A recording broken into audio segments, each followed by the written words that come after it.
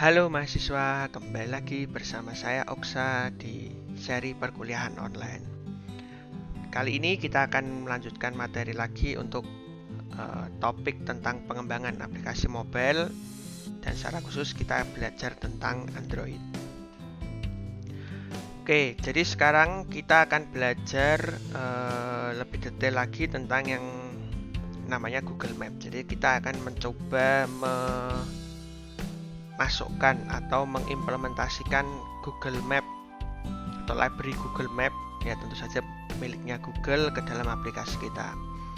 Jadi sebenarnya kalau kita perhatikan atau kita lihat itu sebenarnya Google Map ini sudah banyak yang menggunakan dan sudah banyak contoh aplikasi yang menggunakannya gitu ya. Kalau kalian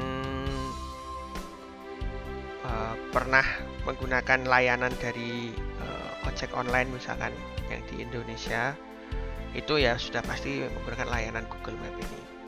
Nanti kita akan coba dasarnya aja ya, nggak terlalu rumit, jadi sederhana saja tentang bagaimana sih kita mengimplementasikan Google Map ke dalam aplikasi kita, termasuk kita melakukan konfigurasinya juga secara online. Jadi nanti ada dua topik ya.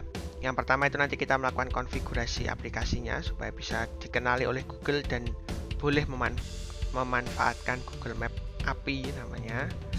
Dan yang berikutnya kita akan lakukan code untuk aplikasinya. Oke, langsung saja. Ini aku sudah buka Android Studioku. Langsung aja kalian create new project. Oke, terserah kalian nanti mau pilih namanya apa dan sebagainya. Tapi yang jelas di sini kan kalau kemarin kita buat itu selalu empty activity.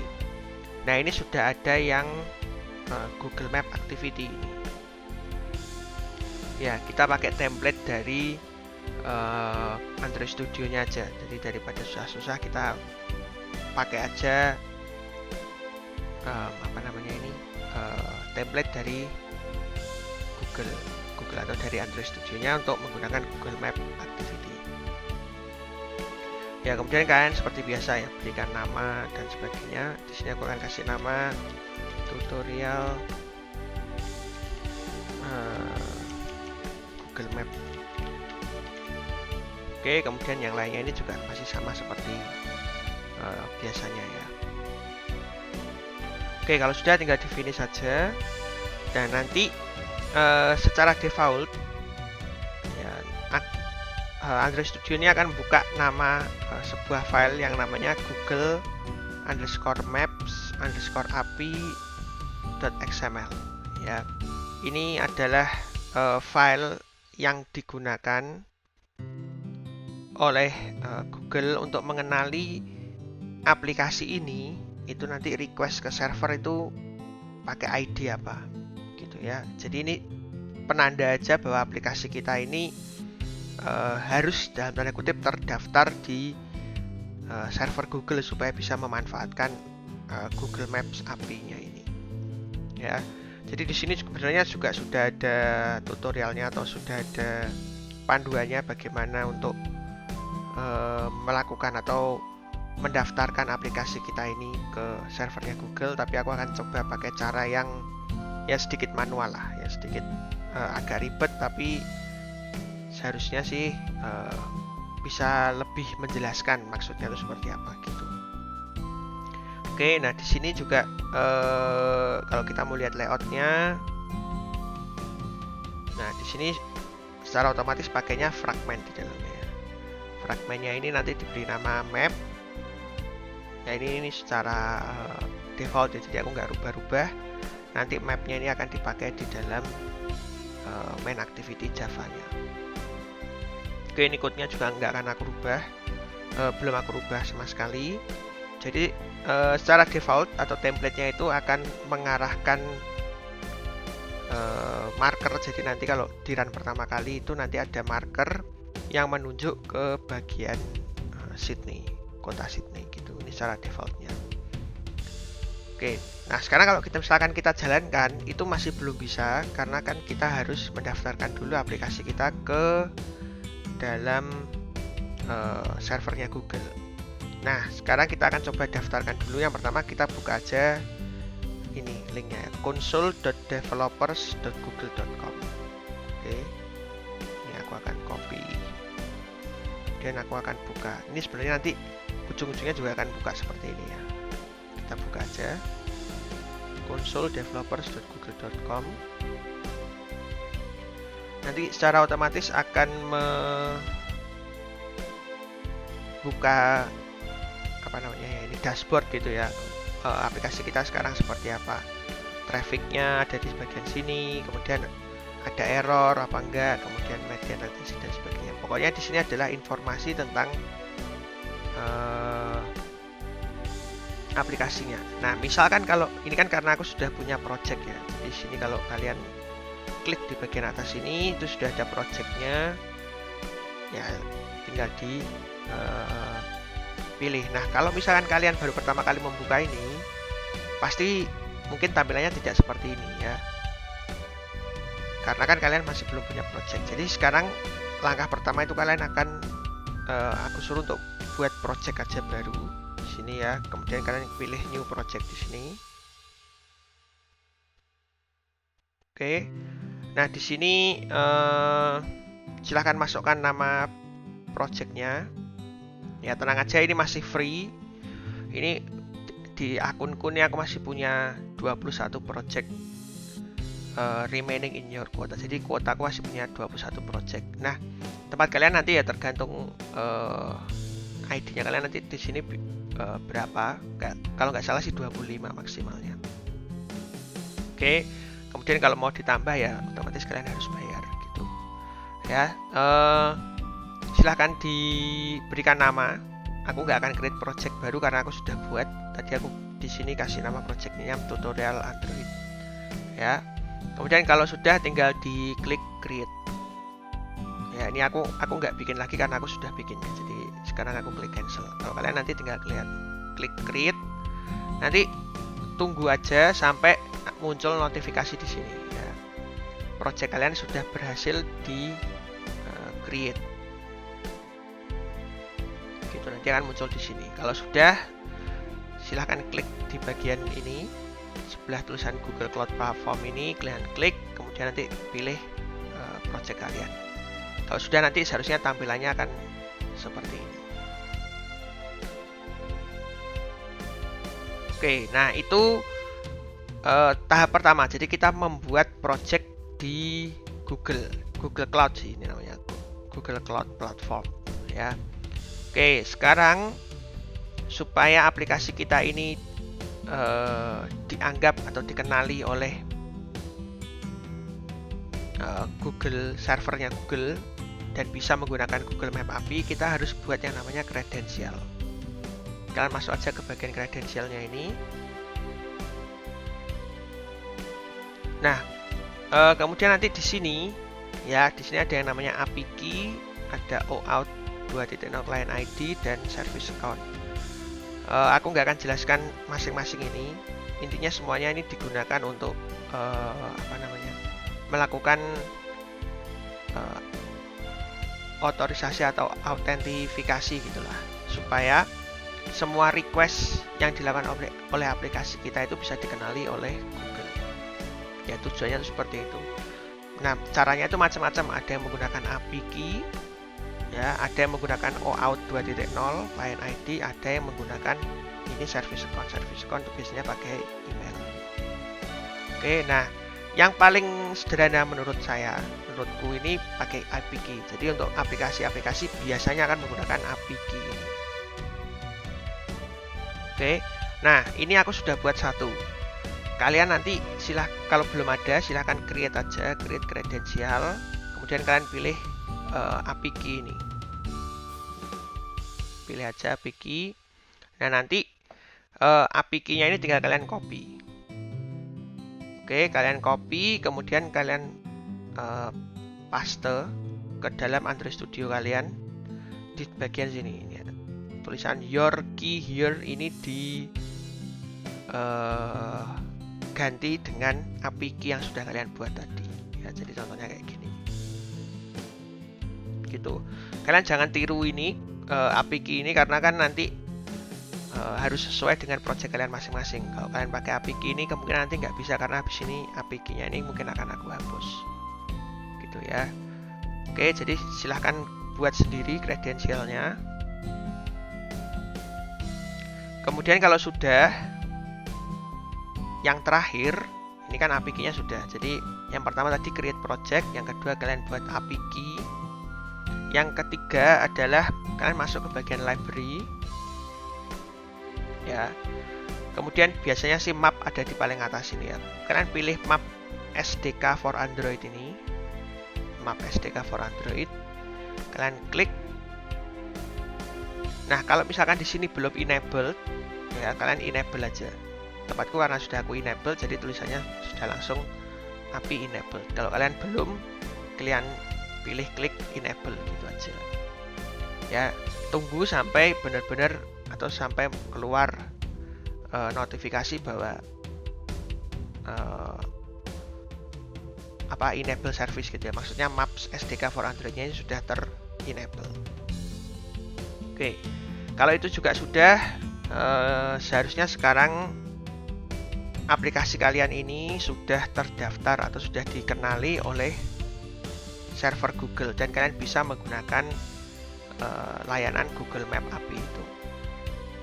Oke, jadi semoga kalian bisa mengerti. Ini adalah langkah pertama untuk menggunakan layanan Google Map API ini, Google Maps ya. Jadi yang pertama kita setting dulu aplikasi kita dan kita konfigurasi project kita di dalam Google Cloud Platform. Oke, setelah ini kita akan lanjutkan lagi untuk materi bagaimana sih code-nya, bagaimana melakukan codingnya gitu ya untuk memanfaatkan Google Map-nya ini ya. Nanti kita akan coba rubah-rubah di bagian sini. Oke, sekarang kita akan masuk ke bagian Java-nya. Jadi bagaimana kita melakukan code-nya. Ini layout ini nggak akan aku rubah-rubah, jadi aku juga sudah tutup aja. Kemudian Google Map API ini juga aku sudah nggak akan otak-atik lagi. Pokoknya tinggal di copy aja tadi API key-nya ke dalam Google Map API tadi,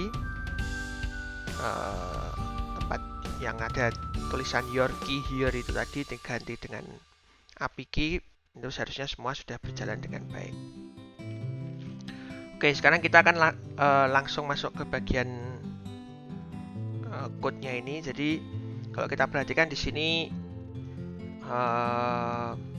ada class map activity ini yang template-nya tadi. Dia secara otomatis juga akan melakukan extends fragment activity. Ya, jadi ya fragment seperti fragment itu ya, fragment activity. Kemudian nanti dalam method onCreate-nya di override tuh ya seperti ini defaultnya aja ya. Dia akan mencari find fragment by ID seperti biasa. Kemudian tadi namanya adalah map. Kemudian dipanggil fungsi map fragment.getMap asynchronous ya, maksudnya dia akan melakukan load mapnya secara asinkronus. Asinkronus kalau kemarin kalian sudah belajar yang di dalam video multimedia seharusnya sudah ngerti sekarang bahwa asinkronus itu maksudnya dilakukan di thread yang lain gitu ya. Kemudian di dalam kelas ini juga itu ada fungsi atau callback ya istilahnya di sini callback. Callback itu yang diimplementasikan di dalam kelas map activity, makanya dipanggil implements on map ready callback. Ya, kalau implement seperti ini berarti kita harus melakukan implementasi yaitu fungsi on map ready ini. Nah, ini fungsinya. Nah, kalau kalian masih bingung sebenarnya di sini sudah dijelaskan melalui komentar ini ya. Jadi fungsinya ini dipanggil ketika mapnya itu selesai proses loadingnya. Ya, kadang kan kalau proses load map ini kan tergantung dari misalkan GPS-nya misalkan, atau koneksi internetnya, atau misalkan RAM yang terpakai berapa kayak gitu ya. Jadi proses loadingnya ini akan berbeda di semua device, nggak sama di semua device, tapi berbeda-beda di tiap device orang-orang. Makanya pakainya asynchronous seperti ini. Nah, ketika mapnya sudah ready, dia akan memanggil fungsi ini. Nanti kita banyak bermainnya mungkin di sekitar sini aja sih ya. Nah, kemudian yang pertama nanti Google Map-nya itu ya, ini diinisialisasi mmap-nya ini didapatkan dari Google Map itu ya. Jadi ini diisi. Nah, kemudian di sini ditambahkan satu buah marker ya. Ini ada fungsi untuk marker. Jadi markernya ini diarahkan ke Sydney ya, yang koordinat latitude dan longitude-nya itu seperti ini ya. Sekarang kita coba aja dijalankan.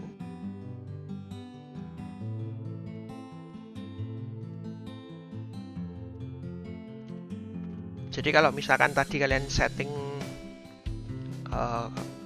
untuk Google Cloud Platform-nya itu benar, seharusnya nanti di dalam aplikasinya ini juga akan muncul seperti ini. Ini berarti sudah berjalan dengan benar ya.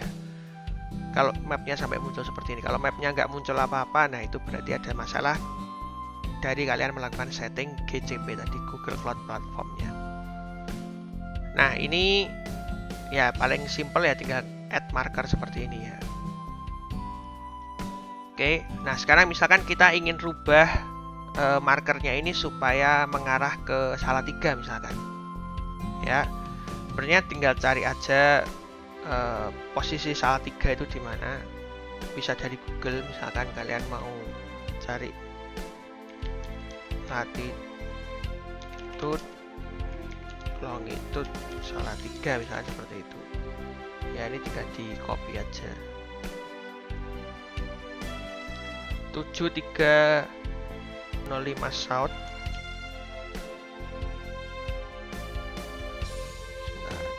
Oke, 733 South.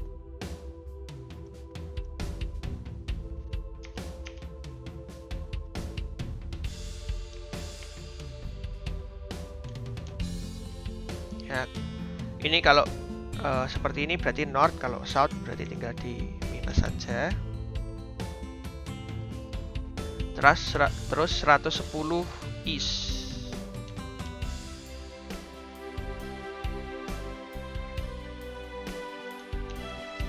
East itu juga minus. East ya, east itu berarti positif gini. Oke, ini berarti bukan Sydney lagi, tapi misalkan Salatiga gitu ya.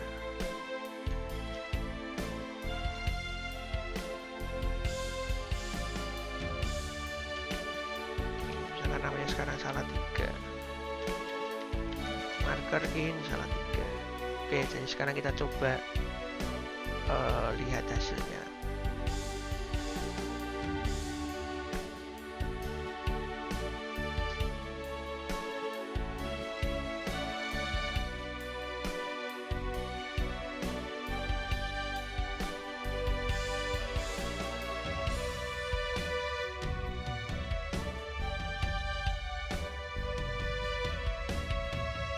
Jadi ini sepertinya sih sudah mengarah ke Salatiga ya. Coba di zoom.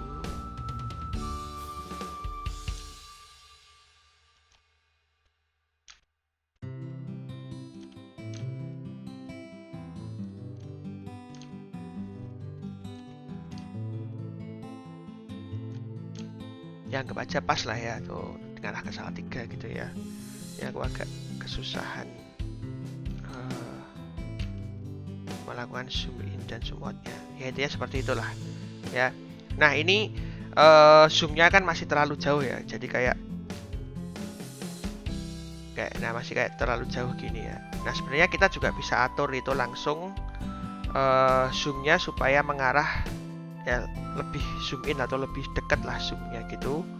Itu sebenarnya tinggal cari misalkan apa ya, tinggal tambahkan kode aja, misalkan mmap.animate kamera gitu ya.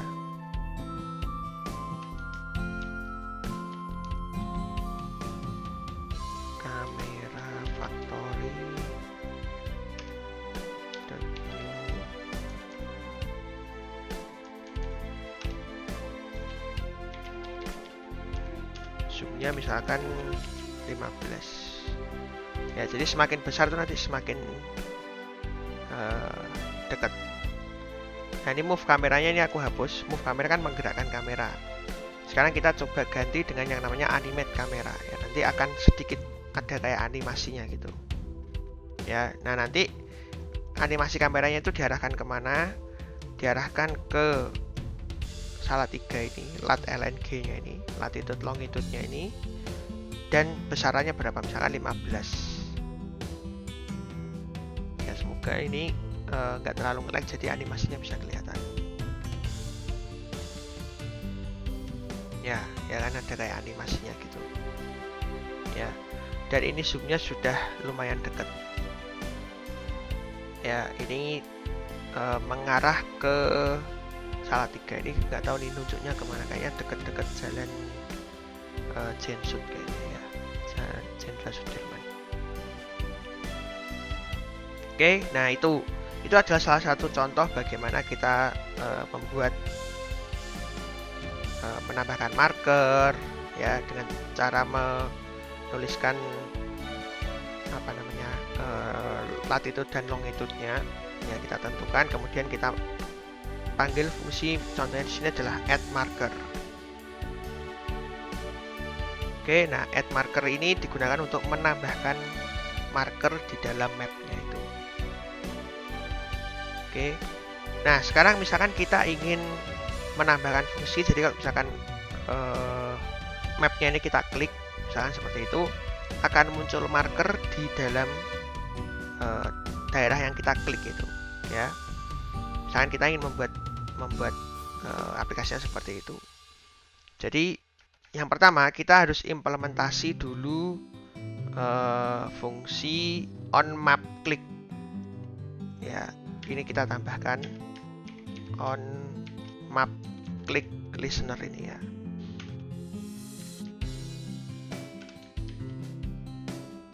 Oke, jadi misalkan on map clip ini kita mau implement. Jadi kalau kita sudah masukkan on map click listener-nya ini, nah kita harus implement code-nya itu ya.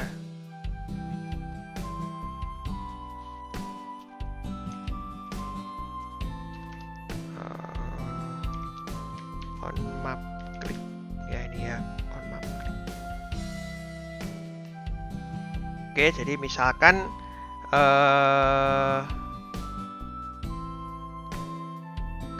ketika diklik kita akan menambahkan marker, langsung aja misalkan mmap.add marker ya, new, sebenarnya tinggal copy aja sih dari yang atas ini ya, tinggal niru dari sini ya. Positionnya itu adalah lat LNG, yaitu parameter di sini. Kemudian misalkan title-nya kita mau isi new marker ya, misalkan seperti itu. Jadi sekarang setiap diklik harusnya akan muncul marker baru ya. Nah kemudian jangan lupa mmap ini juga dikasih tahu ya, set on click on map click listener.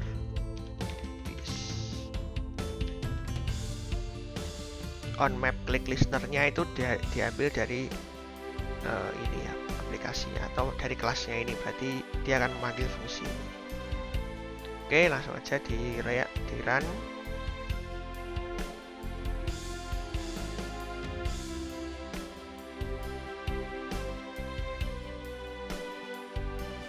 Oke, ini mapnya. Jadi misalkan kalau diklik di sini ya akan muncul marker baru. Klik di sini juga akan muncul marker baru dan seterusnya gitu ya.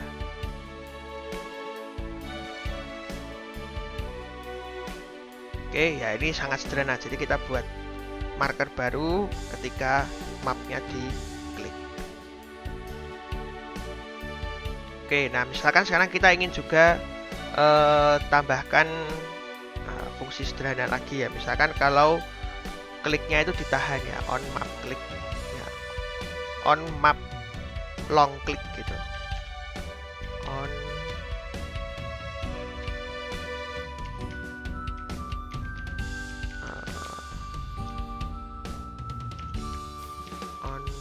long click listener ini.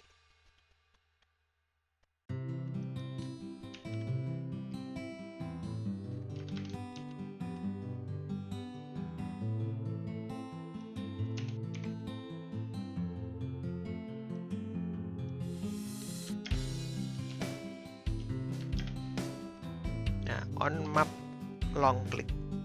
Ya, kalau ada long click ini berarti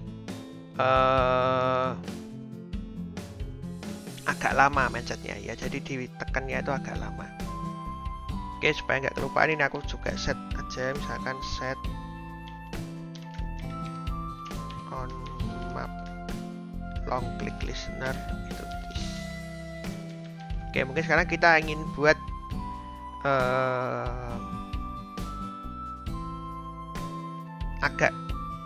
agak rumit sedikit, bahwa jadi nanti kalau kita lihat dalam Google Map itu kan ada kita bisa mendapatkan alamat dari marker yang kita inginkan. Ya, jadi misalkan kalau kita klik kayak bentar, aku akan coba praktekkan. Jadi kalau misalkan kita klik di sini, nanti ini secara otomatis akan mencari alamat yang ada di sekitar sini. Ya, di markernya ini alamatnya itu apa? Kita coba buat seperti itu ya. Ini agak rumitnya di situ sih. Oke, sekarang kita akan coba buat. Nah, nanti triggernya itu adalah on map long click ini. Jadi kalau ditahan kliknya.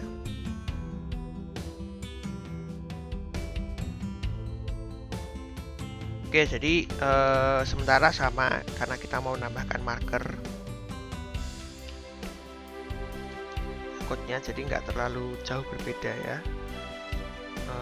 Misalkan yang ini long click ya, long click marker.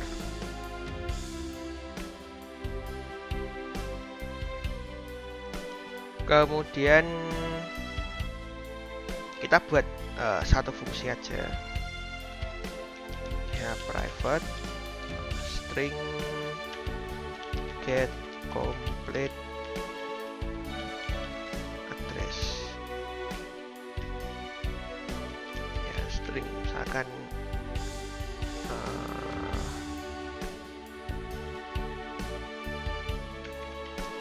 masukannya adalah lat.lng.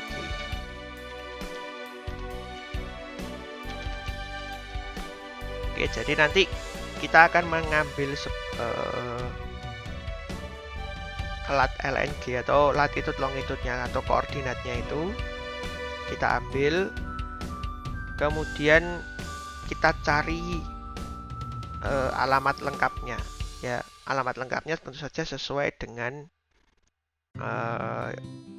data yang ada di dalam Google Map gitu. Kadang mungkin ya ada salah-salah sedikit ya, nggak ya memang seperti itu karena kita murni ngambil dari Google Map-nya. Oke, jadi nanti kalau sudah tinggal ini get complete address string ya lat.lng. Jadi kalau on map long click ini ya akan muncul marker baru plus akan mengambil complete address-nya ya.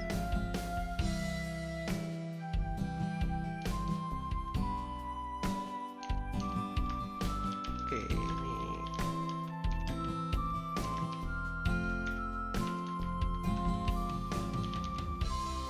aku buat stringnya dulu aja nih.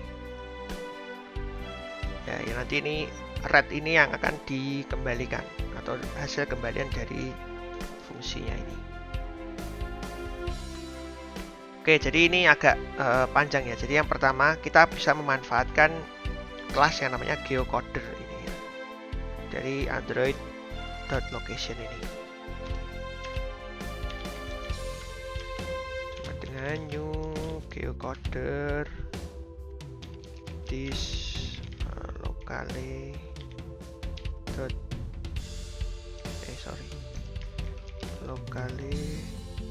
get default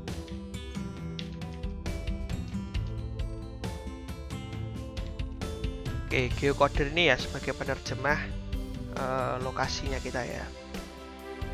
Kemudian kita pakai try catch.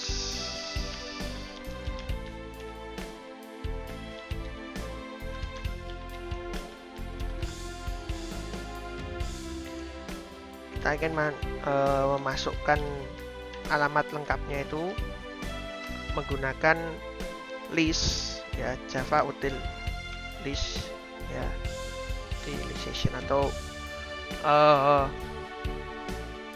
data ya, selain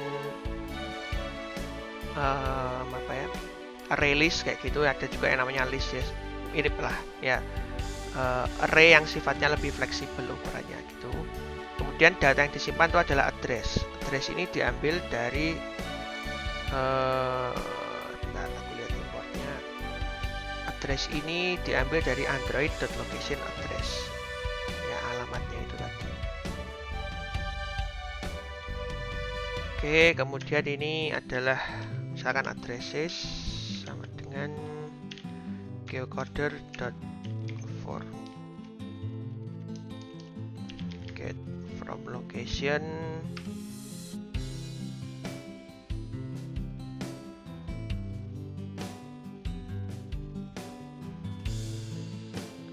lat.lng.latitude lat.lng.longitude,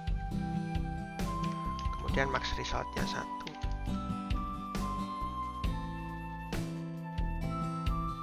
Ya, jadi lat.lng ini adalah tipe data dari Java bawaan ya, dari Androidnya.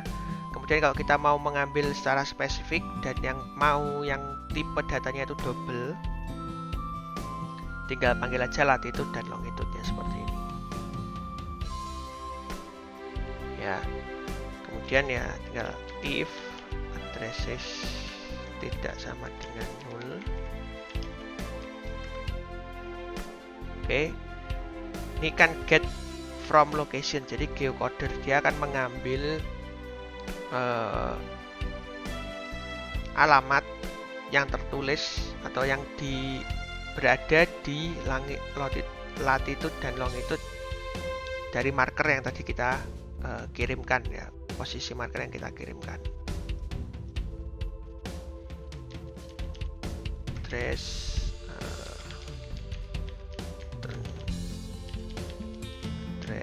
sama dengan addresses.get.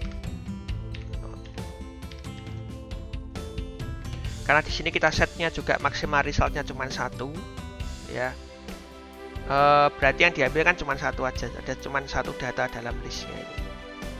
Nah, ini tinggal diambil aja indeks ke 0 karena kan isinya toh juga cuma 1 aja ya, langsung diambil. Kemudian ya misalkan kita mau build stringnya ya, pakai string builder.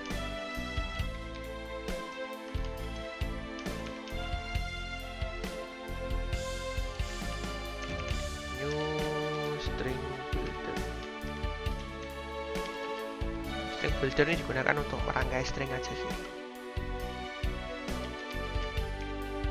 Kemudian for int ini mode 0 i lebih kecil sama dengan return address.get max address line index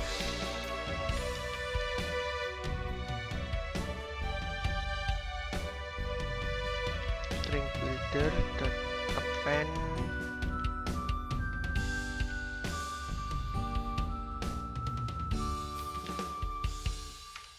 return address.get address line indeksnya i dot append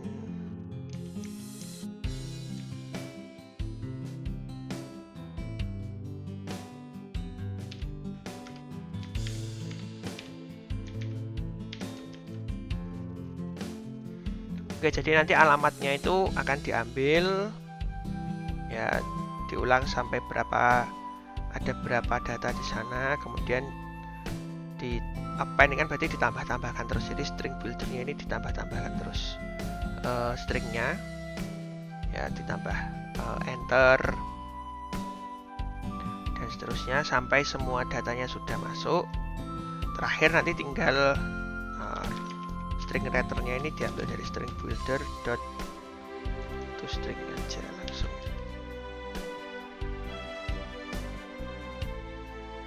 Oke, nah kayak gini ya. Nah, misalkan kita ingin tampilkan lokasinya atau alamatnya itu di dalam log aja ya. Misalkan kita tulis saja dalam log,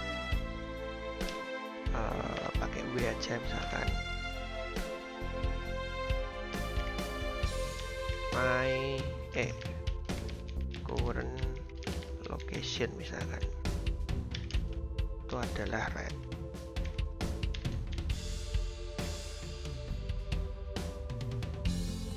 Oke, kemudian misalkan ada error, current locationnya itu misalkan cannot get addresses.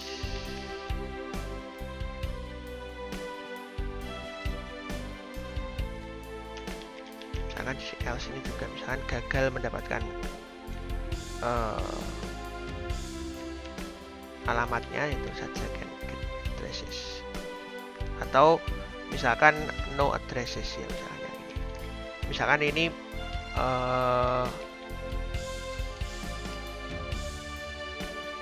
apa namanya, markernya itu diletakkan di laut misalkan gitu kan, nggak ada alamatnya, biasanya nanti muncul seperti ini ya, no addresses.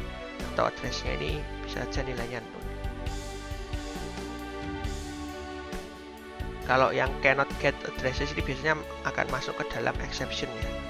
Jadi ada masalah pada saat mengambil addressesnya itu. Oke, ini fungsinya sudah selesai. Jadi kira-kira simpelnya seperti ini. Jadi kita tinggal memanfaatkan geocoder aja, kemudian kita ambil addressnya ini. Oke, sekarang kita akan lihat bagaimana sebenarnya aplikasinya bekerja. Nah, sebagai supaya kelihatan lognya ini, aku akan buka konsolnya ini di bagian run ini ya. Oke, jadi misalkan ini aku klik di bagian sini misalkan. Ingat pakainya long map ya, map long itu berarti ditahan. Nah, berarti di sini di marker yang aku pilih di sini, alamatnya itu adalah Jalan Dr. Muwardi nomor 57, Kota Wenangun Kidul, Kecamatan Tiket dan seterusnya ini. Ya, itu alamat lengkapnya. Terus misalkan aku klik yang di sini juga akan muncul Jalan Jenderal Sudirman nomor 57 Kalijatin dan seterusnya ya di sini. Oke, dan seterusnya nanti kalau ada marker yang muncul baru, kalau kalian kliknya pakai long map klik itu, secara otomatis akan muncul alamatnya. Oke, jadi ini adalah sedikit fitur dari sekian banyak fitur yang ada di dalam Google Map yang aku sudah coba jelaskan ke kalian atau kalian tunjukkan ke kalian. Semoga setelah ini kalian mencoba explore lagi tentang Google Map ini, apa saja yang bisa dilakukan, apa saja yang tidak bisa dilakukan. Intinya sih sebelum kalian mau memanfaatkan Google Map API ini, diharapkan kalian setting dulu Google Cloud Platform ini GCP-nya dengan benar dulu, supaya kalian bisa memanfaatkan ya Google Map API-nya ini secara benar dan bisa berjalan dengan baik. Nah, nanti kalau kalian misalkan sudah berhasil terus misalkan di dalam GCP-nya ini nanti akan kelihatan, misalkan aku masuk ke bagian dashboard-nya, nanti akan bisa terlihat